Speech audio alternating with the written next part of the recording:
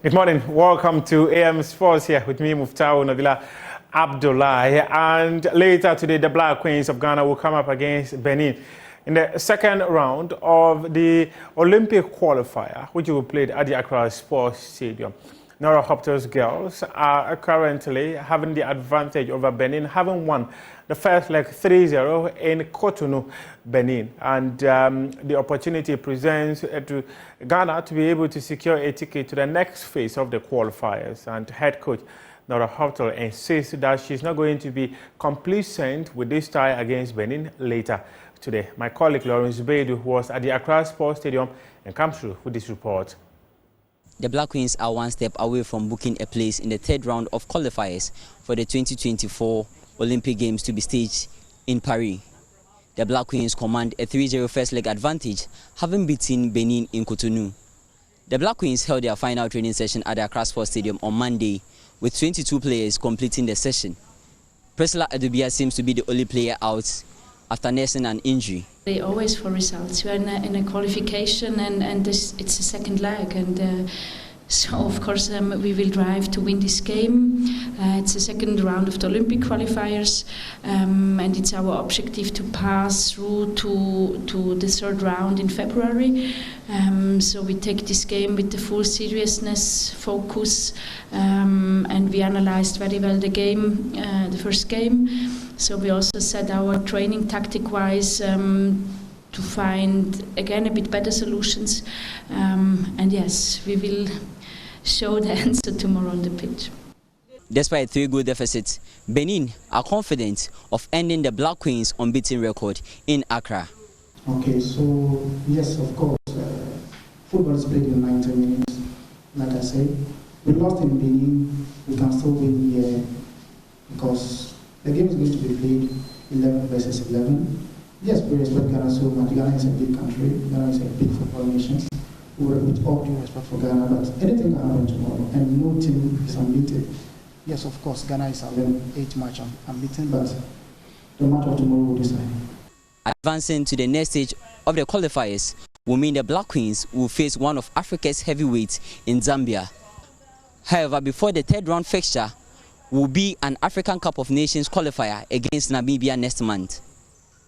The Black Queens are yet to lose a game under Nora Hauptle since taking over in January.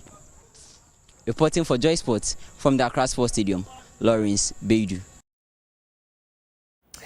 And now let's talk Midiama SC. Their quest to play their CAF Champions League games at the Cape Coast Sports Stadium has hit rocks following CAF's decision to deny them an opportunity of hosting their matches at the venue. Let's take a look at the pictures of the Cape Coast Sports Stadium and why CAF says that this facility does not meet the requirements to be able to host CAF competitions, and the suggestions the Confederation of African Football has sent to the Ghana Football Association, and expects that it is forwarded to the government of Ghana, especially the National Sports Authority, is that there should be complete renovation of the facility and complete regrassing of the Cape Coast Sports Stadium.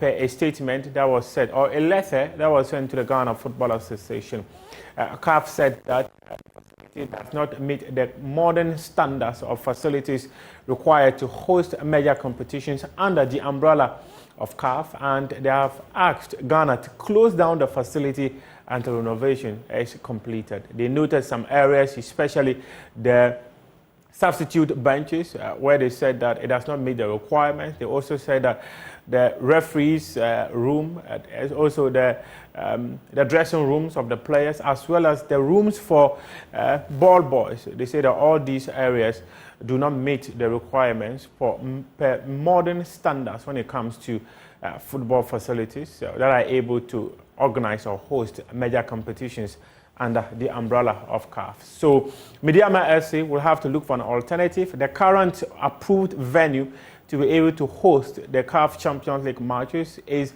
the Baba Yara Sports Stadium. And even the Baba Yara Sports Stadium, it also needs to go through some renovation processes before it's able to host FIFA categorized matches. So there's a possibility that Ghana seeking to host World Cup qualifiers at the Baba Yara Sports Stadium might not happen because the facilities, none is fit for purpose to be able to host CAF and FIFA competitions. Now we go to Kumasi, where our sister station Nora FM organized a community gala, and Stephen Zando has the rest of the story. The Nora FM Community Gala attracted some notable players on the local football scene, including Elvis Chebafo, formerly of Liberty Professionals, Opoku Ajiman of Ashanti Good Sporting Club, and Dixon Afuakwa, who played for Asante Kotoko recently. The competition, which attracted former Accra Folk head coach Samuel Brody, was patronized by a lot of football-loving fans who thronged the various venues to watch the games.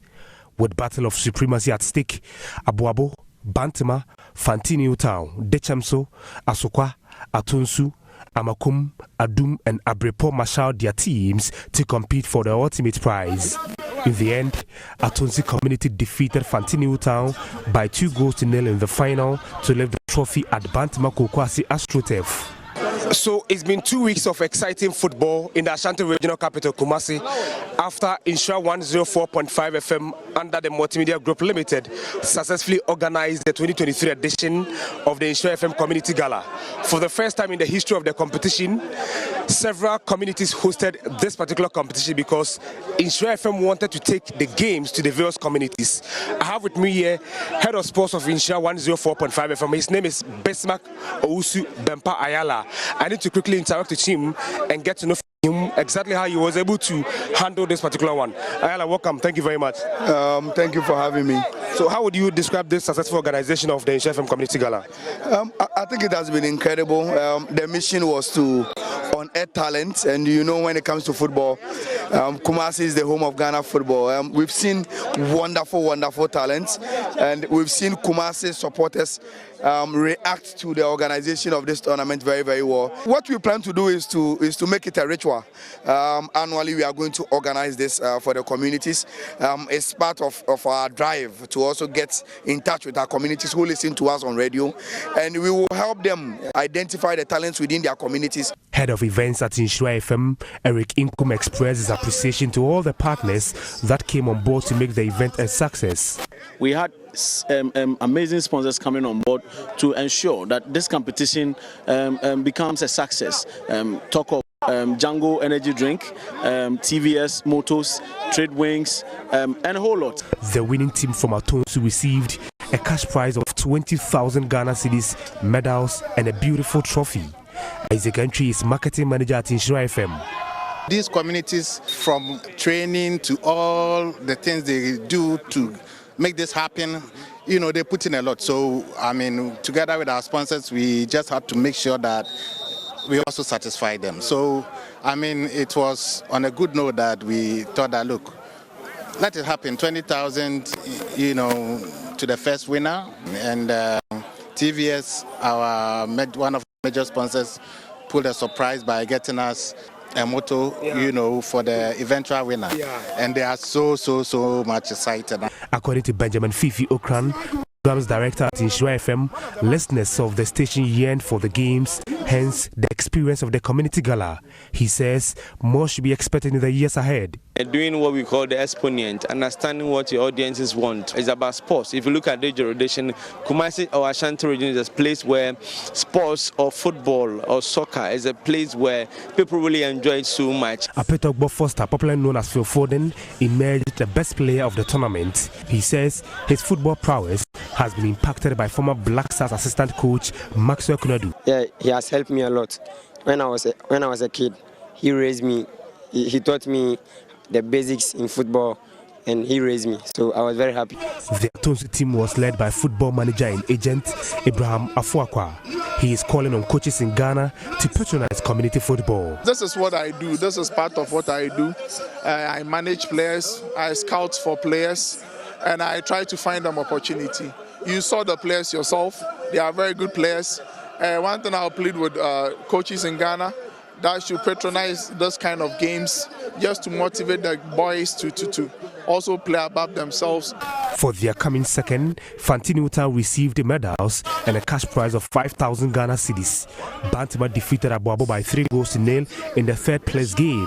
They were given 2,000 Ghana cedis while Abuabo got 1,000 Ghana cedis. Stephen Zando for Joy Sports. And we talk boxing. In the 1990s, I Korte, who was under the management of veteran boxing manager and promoter Yofi Boham, decided to move from his management to Ringcraft. And when he made a move, he won a world title. But a month later, the other boxer who was still under the management of Yofi Boham, which is Alfred Korte, the late Alfred Korte, also won a world title. But Yofi Boham believes that Korte would have had a much better boxing career if he stayed with him at his management.